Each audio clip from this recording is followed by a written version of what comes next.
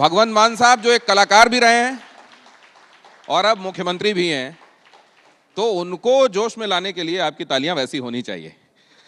मान साहब, कैसा चल रहा है रंगला पंजाब? सबसे पहले TV9 ग्रुप को मैं बहुत बहुत धन्यवाद करता हूँ। आभारी हूँ आपका कि आपने अपने इस कॉन्क्लेव में मुझे अपना पक्ष या फिर अपनी बातचीत रखने का मौका दिया और इतनी अच्छी ऑडियंस, इतने अच्छे लोग जो देश का फ्यूचर डिसाइड करते हैं, तो उनके सामने आपने मुझे आज पेश किया, उसके लिए आपका बहुत बहुत धन्यवाद। और आप सबका भी यहाँ पे बहुत बहुत धन्यवाद, स्वागत। जी, पंजाब देश की ऐसा स्टेट है जो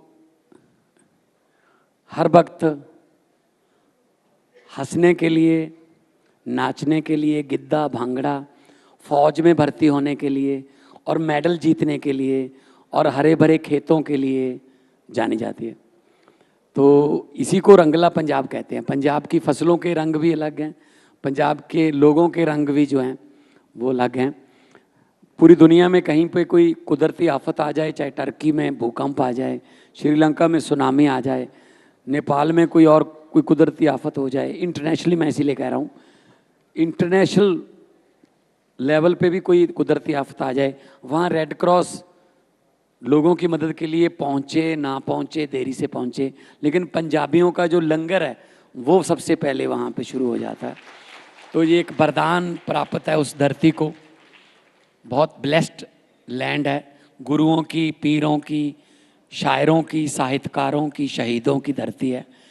और पंजाब में जो भी बीज आप बीजोगे वो उग जाता है। इतनी फर्टाइल लैंड है, इतनी उपजाऊ धरती है, जो भी बीज बीजोगे वो उग जाता है। लेकिन एक बात मैं आज ज़रूर कहनी चाहूँगा, नफ़रत का बीज पंजाब में बिल्कुल नहीं उगता। हमारी सोशल बॉन्डिंग हिंदू, सिख, मुसलमान, बौद्धी, ईसाई, जैनी, जितने भी धर्मों के लोग हैं वो इकट्ठे रहते हैं और वो अपने त्यौहार, अभी ईद मना के हटे हम, फिर संक्रांत आ जाती है, फिर गुरपुरब आ जाता है, हनुमान जयंती आ जाती है, रामनवमी आ जाती है, एक दूसरे के घर पे जाके बधाइयाँ देते हैं, एक दूसरे के दुख सुख में इकट्ठे रहते हैं। तो भारत है वांग मुंदरी बिच नग पंजाब दा। अगर हमारा देश एक अंगूठी है तो उसमें हीरे का नग जो है वो पंजाब है। इस नग की जो चमक है वो फीकी नहीं पड़ेगी, कभी भी फीकी नहीं पड़ेगी। मान साहब, 4 साल आपकी सरकार को हो गए, 1 साल बचा है। जनता से कहा हुआ क्या क्या आपने कर दिया और क्या क्या बाकी? अगर यही प्रोग्राम दिल्ली की बजाय पंजाब में होता तो शायद मुझे बोलना ना पड़ता, ये जनता से पूछ लेते आप। पहली बार हुआ है देश की राजनीति में कि जितने मैनिफेस्टो में हमने गारंटियां दी थी, वादे नहीं थे, गारंटियां थी। अरविंद केजरीवाल की गारंटी, भगवंत मान की गारंटी, जितनी गारंटियां हमने दी थी 5 साल में पूरी करने की, वो 4 साल में पूरी करके, बल्कि कुछ तो ऐसी भी गारंटियां हमने पूरी कर दी जो हमने लिखा भी नहीं था। टोल प्लाजे, हमने 19 टोल प्लाजे बंद कर दिए जो अपनी मियाद से, एक्सपायरी डेट से ज़्यादा चल चुके थे। 19 टोल प्लाजे बंद करने से एक दिन में 70 लाख रुपए पंजाबियों का बचता है सड़क पर, जो टैक्स देते थे। तो ये हमने लिखा नहीं था, लेकिन हमने SSF बनाई, सड़क सुरक्षा फोर्स। पंजाब में एक नई पुलिस बनाई हमने जो सड़कों पे रहती है। बस वो एक्सीडेंट होता है कोई तो विदिन 6 मिनट्स एंड 20-25 सेकेंड उनका रिस्पॉन्स टाइम है। वो गाड़ी वहाँ पे आ जाती है, वो जो जख्मी हैं उनको फर्स्ट एड, उनकी ब्लीडिंग रोकते हैं, पट्टियाँ करते हैं, उनको पेन किलर दे के उनको स्ट्रेचर पे, अगर कोई सीरियस है किसी भी नियरेस्ट हॉस्पिटल में ले जाते हैं। तो वो सिर्फ सड़क पर जख्मियों को बचाने के लिए, उनकी जान बचाने के लिए बनाई गई पुलिस है। और मैं आपको ये बताना चाहता हूँ कि देश में टॉप पे था हमारा सूबा जो है, हमारी स्टेट, एक्सीडेंट में ऑन द स्पॉट डेथ। 15, ये मैं 2018 की बात कर रहा हूँ, जब मैं पार्लियामेंट में था मैंने डाटा निकलवाया था। 15 व्यक्ति हर रोज ऑन द स्पॉट जो मौत का शिकार हो जाते थे पंजाब में। अगर महीने में लगाएं तो 450, इसको साल में करें तो ये लगभग 5000 के आसपास ये चला जाता था। 5000 बंदा ऑन द स्पॉट मर जाता था एक साल में। आज एसएसएफ की वजह से ये मृत्यु दर जो है 48% कम हो गई है।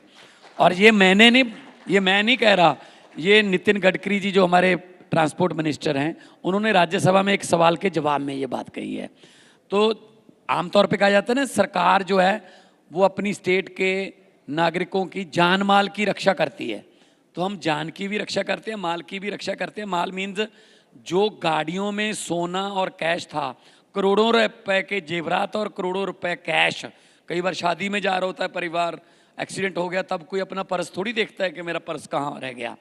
वो उनको कलेक्ट करके सारा सामान वो उनको घर पे दे के आते हैं। जान और माल दोनों की रक्षा कर रही है पंजाब सरकार। तो आपने कुछ दिन पहले पंजाब की महिलाओं को भी तोहफा दिया। जनरल कैटेगरी को की महिलाओं को 1000 रुपए, SC ST कैटेगरी की महिलाओं को 1500 रुपए। लेकिन विपक्ष कह रहा है कि आपको चौथे साल याद आई, अब चौथा साल पूरा हो रहा है, पांचवा बाकी है, केवल 1 साल, तब आपको महिलाओं की याद आ रही। पहली बात तो ये, जो वादे किए जाते हैं, जो गारंटी दी जाती है, वो 5 साल में ड्यूरिंग गवर्नमेंट वो उस स्कीम को लागू करने का दिया जाता है। नंबर 2 पे विपक्ष में कौन कौन है? विपक्ष में कौन कौन है?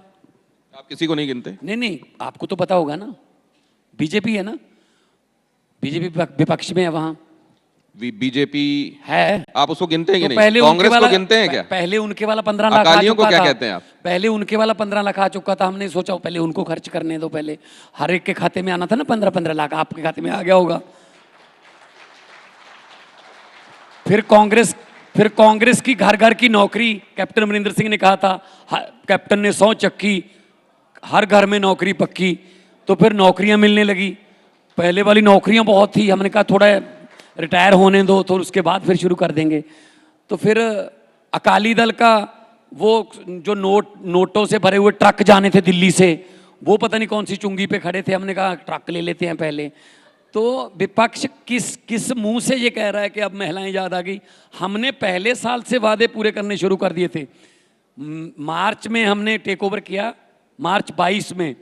जून में पहला बिल जो था वो माफ कर दिया था हमने।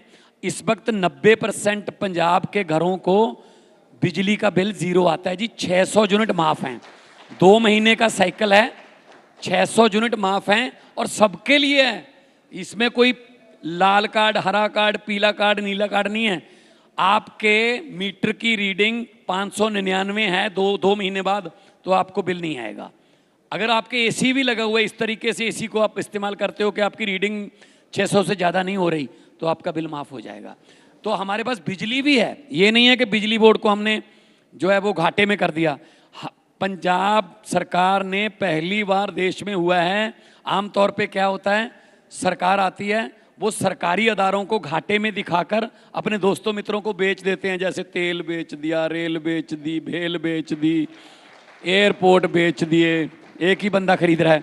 हमने जीवीके कंपनी का थर्मल प्लांट 540 मेगावाट का गोविंदवाल साहब में हमने वो खरीदा है। पंजाब सरकार ने प्राइवेट थर्मल प्लांट खरीदा है, ये पहली बार हुआ है 540 मेगावाट का। हमने कोयले की माइन है हमारी झारखंड में, पछवाड़ा कोल माइन है पंजाब सरकार की, वो बंद पड़ी थी।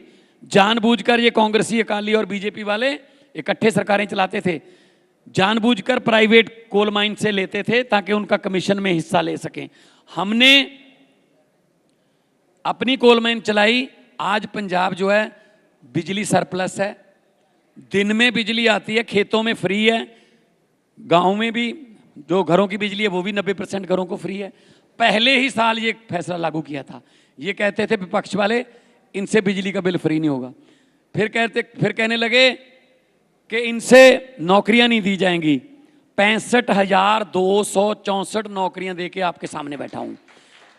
1 रुपया भी अगर कोई ये साबित कर दे कि 1 रुपया लग गया नौकरी लेने के लिए, या किसी एमएलए या मंत्री की सिफारिश लगानी पड़ी, या कोई किसी के बेटे के नंबर 480 आ गए लेकिन 460 वाला नौकरी इसलिए ले गया कि उसके बाप को कोई मंत्री जानता था। एक बंदा भी अगर 65,000 से ज़्यादा नौकरियां देती हैं, अगर एक बंदा भी आप निकाल दो कि मैं उसका देनदार हूँ, यही चीज़ें तो ख़त्म करने आए हैं सर। एंटी करप्शन मूवमेंट से तो पार्टी निकली, आम आदमी पार्टी हमारी। तो अगर हम भी यही करने लगे तो फिर हमारे में और उनमें फ़र्क क्या रह गया? तो फिर ये कहने लगे भगवंत मान की सरकार 1 साल नहीं चलेगी, वो भी पूरा हो गया।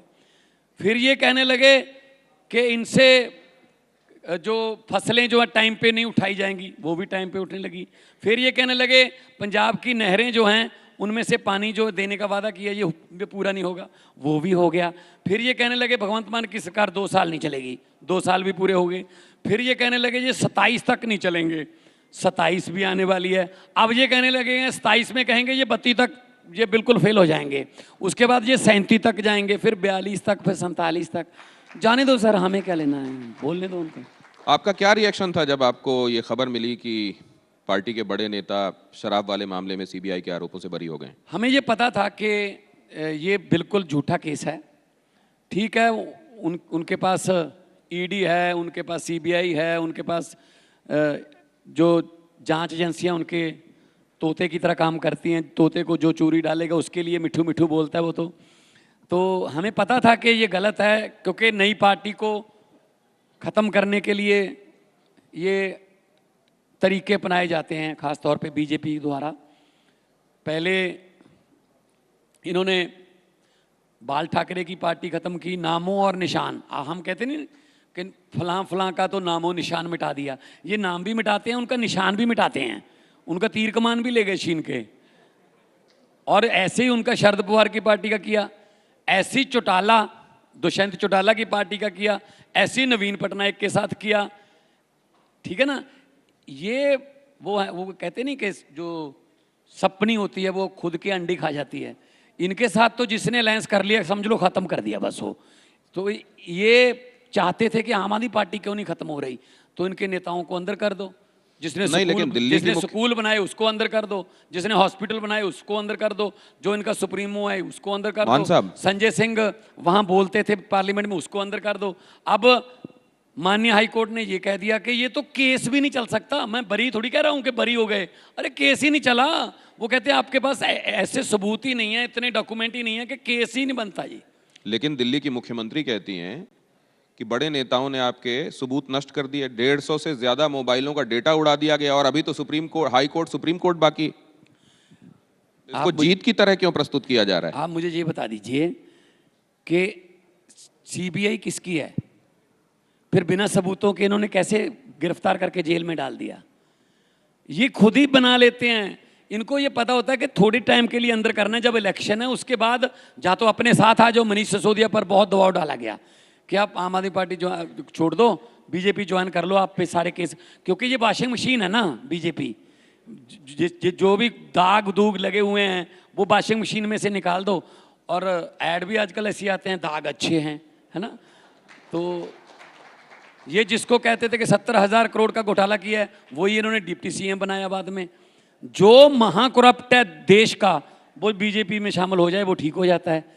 तो ये सिर्फ पार्टियां खत्म करते हैं, 24 घंटे इनका देश के विकास की तरफ कोई ध्यान नहीं है कि शिक्षा कैसे देश में अपग्रेड की जाए, सेहत की मामले में अपग्रेड किया जाए ना, कि कौन सी पार्टी तोड़ी जाए, किसके एमएलए खरीदे जाएं, कौन से मीडिया वाला क्या बोलता है, किस मीडिया को क्या कहलवाना है, ये इस बात पे रहता है। ये आपका अजम्पशन तो नहीं है? अगर ऐसा होता तो नीतीश कुमार क्यों उनके साथ बने रहते हैं जी? अगर ऐसा होता तो चंद्रबाबू नायडू अपनी पार्टी के साथ क्यों उनके साथ बने रहते? मतलब आप कह रहे हैं कि तमाम पार्टियों को अगर ये समाप्त कर देते हैं या खा जाते हैं भारतीय जनता पार्टी के लोग, तब तो किसी को गठबंधन नहीं करना चाहिए उनके साथ। तो नीतीश कुमार कहाँ है? अब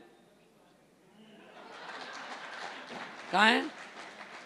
गठबंधन में है क्या एक 20 साल से बने मुख्यमंत्री को ये मन में इच्छा रहेगी राज्यसभा का मेंबर बन जाऊं मैं?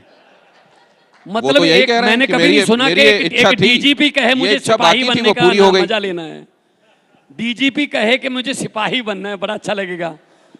कहां गया फिर नीतीश कुमार?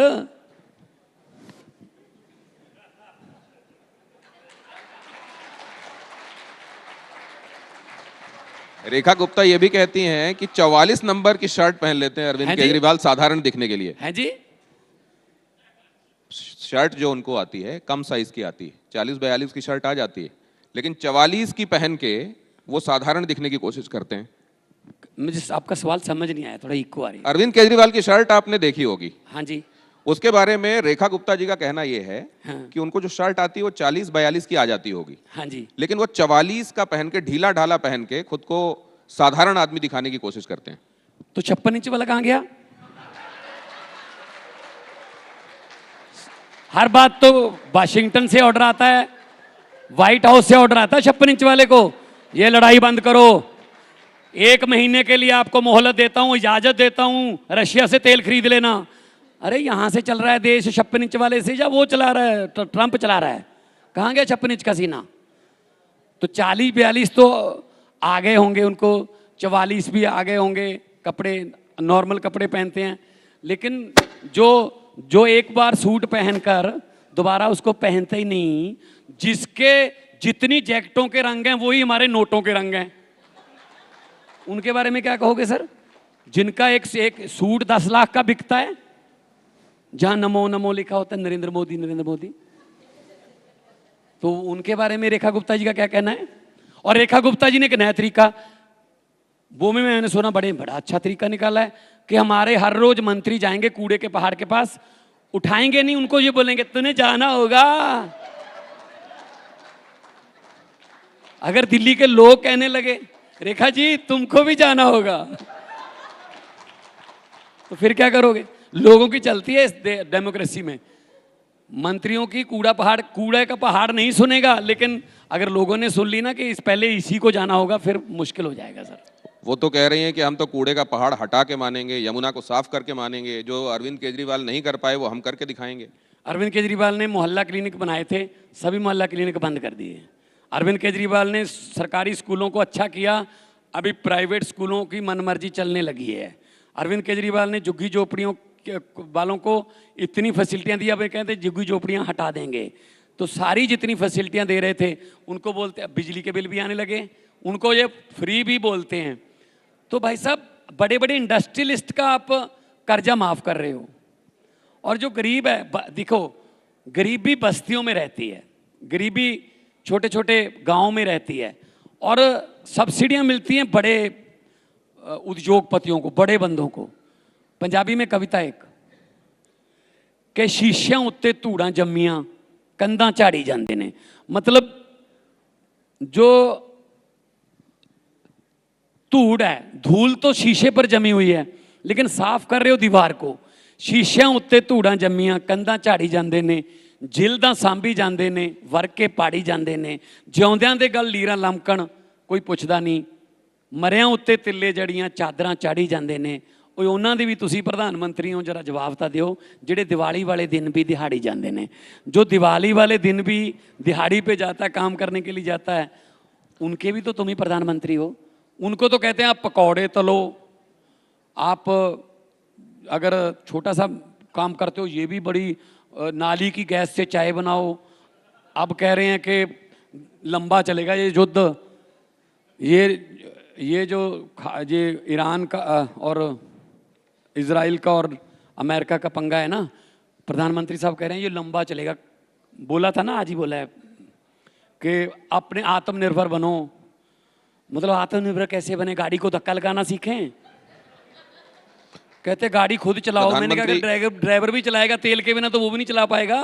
टीवी 9 के मंच से प्रधानमंत्री ने कहा कि सबके साथ की जरूरत इस समय भी है, वैसे ही जैसे आपदा के उस वक्त में सबने साथ मिलकर उस समय की आपदा को पार किया, एक बार फिर पार करेंगे। लेकिन एक बात मैं आपसे पूछना चाहता हूं कि आपका जो स्कूल का मॉडल आपने बताया, पंजाब के स्कूलों की भी आप तारीफ करते हैं, और देखने को भी ये मिल रहा है कि वहां से बड़े मेधावी बच्चे निकल रहे हैं पंजाब के सरकारी स्कूलों से। वहां के बच्चे नीट भी क्वालिफाई कर रहे हैं, सरकारी स्कूलों के बच्चे। इतने अच्छे स्कूलों में आम आदमी पार्टी के विधायक अगर देखा जाए तो केवल एक विधायक ऐसे हैं जिनका बच्चा वहां पढ़ रहा है। इतनी बढ़िया सुविधाओं से आम आदमी पार्टी के विधायक क्यों वंचित रह रहे हैं? हमने कब कहा है जी कि प्राइवेट स्कूलों को बंद कर दो, इसमें बच्चे ना पढ़ाओ?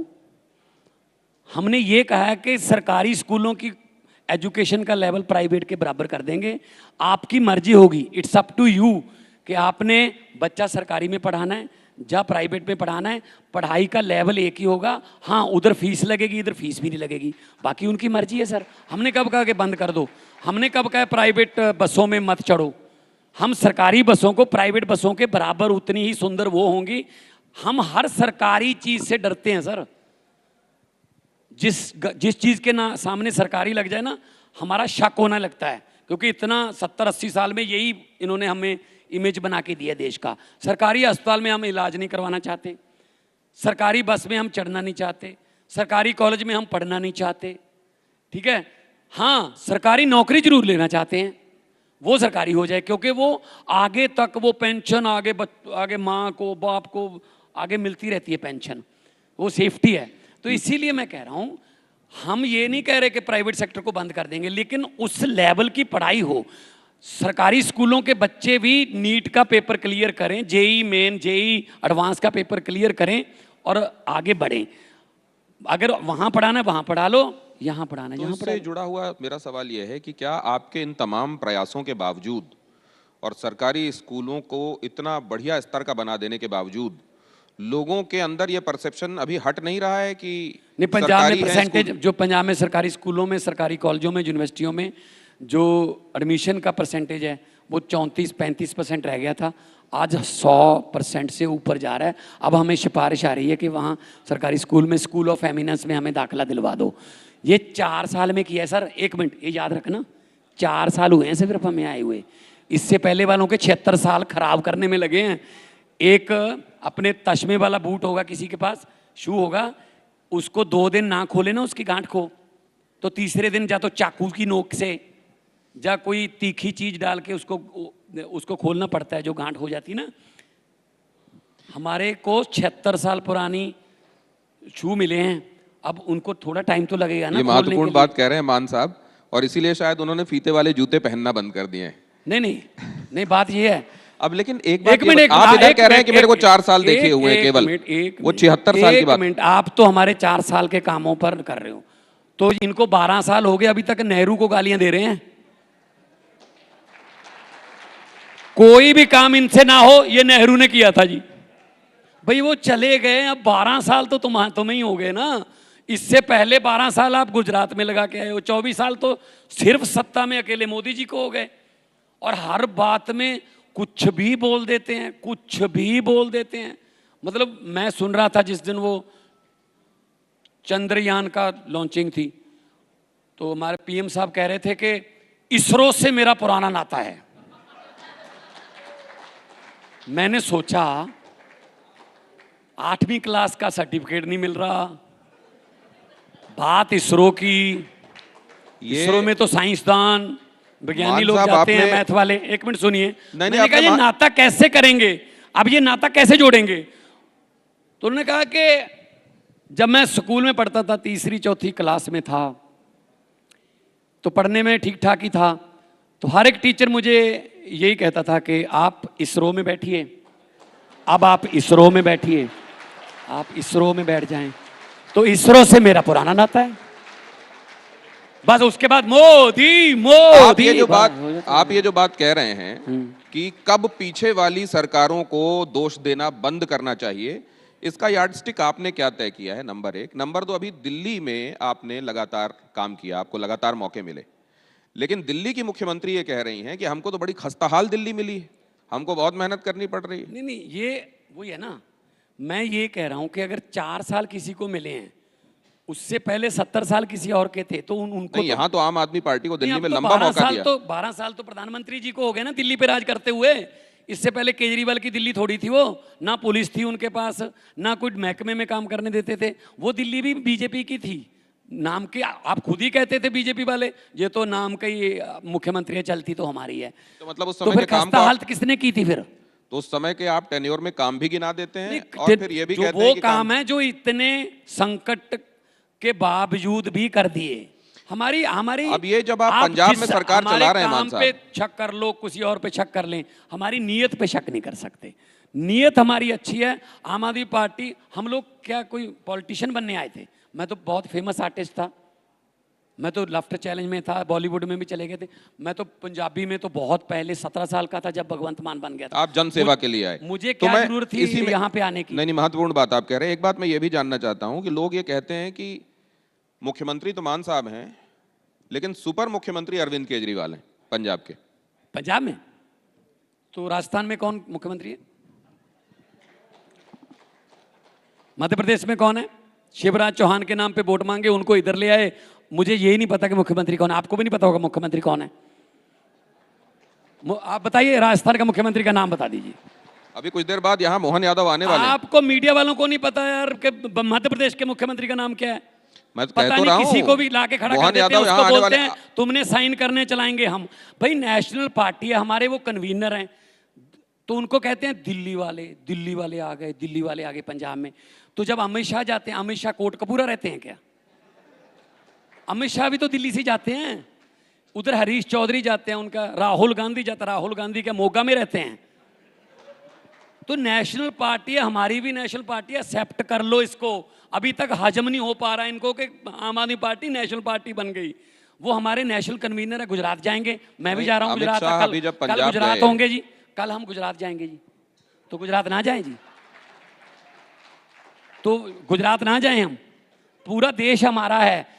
लंबे सफर को मीलों में मत बांटिए, कौम को कबीलों में मत बांटिए। एक बहता दरिया है मेरा भारत देश, इसको नदियों और झीलों में मत बांटिए। नहीं, मैं एक बात ये जानना चाहता हूं कि अमित शाह जब पंजाब आए तो उन्होंने बड़े आरोप लगाए कि आम आदमी पार्टी पंजाब को एटीएम की तरह इस्तेमाल कर रही है, और अरविंद केजरीवाल यहाँ इसलिए आते हैं ताकि सीएम के हेलीकॉप्टर का इस्तेमाल किया जा सके। भाई साहब, मैं आपको ये, फिर मैं आपके प्रोग्राम में ना आता। पहले आपने दिल्ली का प्रोग्राम रखा, पंजाब में क्यों नहीं कर रहे? पंजाब में आओ, चंडीगढ़ लगाओ सेट। अब मैं आपके लिए दिल्ली आया हूं, आप इसको ये कहोगे कि ये तो अरविंद केजरीवाल को लेने आया इसलिए हमारा प्रो शो भी कर गया। कितने दिन पहले बुकिंग की थी आपने मेरे वाली? कमाल है यार। कितने दिन पहले आए थे आपके चीफ एडिटर मेरे पास कि ये कृपया 24 तारीख को आ जाना प्लीज। तो मैं दिल्ली आया हूं ना, अब फिर दिल्ली आना पड़ता है। दिल्ली देश की राजधानी है। वो अहमदाबाद से दिल्ली क्यों आए भाई, जो देश चला रहे हैं? क्या अहमदाबाद से चलाते फिर? भाई दिल्ली देश की राजधानी है, यहां आना पड़ता है। ये पॉलिटिकल राजधानी है, यहां से दिल्ली देश के फैसले होते हैं तो आना पड़ता है। हमारे लिए तो आप ना ऐसे ऐसे, वो आप ये इधर क्यों गए जी, आपने ये कपड़े क्यों पहन लिए, आपके शू इतने के हैं, आपके जो जैकेट है ये इतने। यार क्या ये मुद्दे हैं कि लोगों के? स्कूलों की बात पूछ लो। कोई पंजाब की तरक्की जो हुई है, जो 43,000 किलोमीटर सड़कें बना रहे हैं, वो पूछ लो। महारानी 4 देख लेना। आरडीएफ के पैसे मेरे भी रोक रखे हैं 8,000 करोड़। उसमें भी कह रहे हैं ना वो महारानी 4 में कि जिस स्टेट को रोकना है, जिस स्टेट में इनकी सरकार नहीं है, वहां राज्यपाल से तंग करवाते हैं। ये राज्यपाल का काम होता है सिर्फ बैठ के संविधान का वो देखना कि संविधान की उल्लंघना तो नहीं हो रही। राज्यपाल पॉलिटिकल रैलियां करते हैं, बंगाल में तंग करते हैं, तमिलनाडु में तंग करते हैं, केरला में तंग करते हैं, पंजाब में करते हैं। राज्यपाल छोड़ रखे हैं सफेद हाथी। किस चीज के हैं राज्यपाल, किस चीज के लिए? डेमोक्रेसी में इलेक्टेड चलते हैं सर, सिलेक्टेड नहीं चलते। क्या ऐसा लगता है आपको कि ये सिलेक्टेड राज्यपाल को सुबह 4 बजे उठा के कहते हैं तू एक बार ओथ करवा दे, बाकी बंदे हम बाद में पूरे कर लेंगे। महाराष्ट्र में किया नहीं था ऐसा? 4 बजे कोई ओथ होती है सर? और पार्लियामेंट का उद्घाटन होता है, पार्लियामेंट की हेड जो है वो राष्ट्रपति है। राष्ट्रपति को बुलाया ही नहीं, क्योंकि अगर राष्ट्रपति आएगी तो प्रधानमंत्री नहीं बोल पाएंगे, चीफ गेस्ट राष्ट्रपति होगी, राष्ट्रपति को बुलाया ही नहीं। और जो जहाज जिसमें जाते हैं मोदी जी, उसमें कभी विदेश मंत्री गए हैं? जयशंकर जी विदेश मंत्री हैं, वो सिर्फ एयरपोर्ट पे छोड़ने जाते हैं, फिर एयरपोर्ट पे लेने जाते हैं, खुद ही जाते हैं, अकेले जाते हैं। तो दिल्ली के संदर्भ में आपकी टिप्पणियां बहुत हैं मान हैं साहब, जी? मतलब निगाह दिल्ली पे है आपकी। हैं जी? दिल्ली के संदर्भ में जो मैं टिप्पणियां देख रहा हूं, निगाह आपकी पंजाब में रहते हुए दिल्ली की तरफ है। पूरे देश की निगाह दिल्ली की तरफ है। हमारी आंखों में काला मोतिया उतरा गए, हम भी आप देख कुछ दिन सकते हैं पहले दिल्ली की तरफ। एक कॉलेज में आप एक किस्सा सुना रहे थे, आपने कॉलेज की लव स्टोरी वो पंजाबी में थी, तो बहुत सारे लोगों को समझ में नहीं आई वो बात। वो किस्सा क्या था?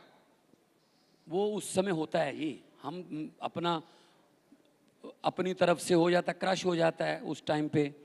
बाद में खुद बंदे को भी नहीं पता होता मैं कुछ बन जाऊंगा, हो जाता है ऐसा। कॉलेज के टाइम पे अगर ऐसा ना हो तो फिर डॉक्टर के पास जाना पड़ता है, सर उस उम्र में। ठीक है। तो वो था क्या? पंजाबी में आपने बताया था, तो फिर हिंदी में उसकी तर्जुमानी ठीक नहीं है क्या? वो तो अपनी तरफ से कुछ जो वन वे होता है वो चलता था।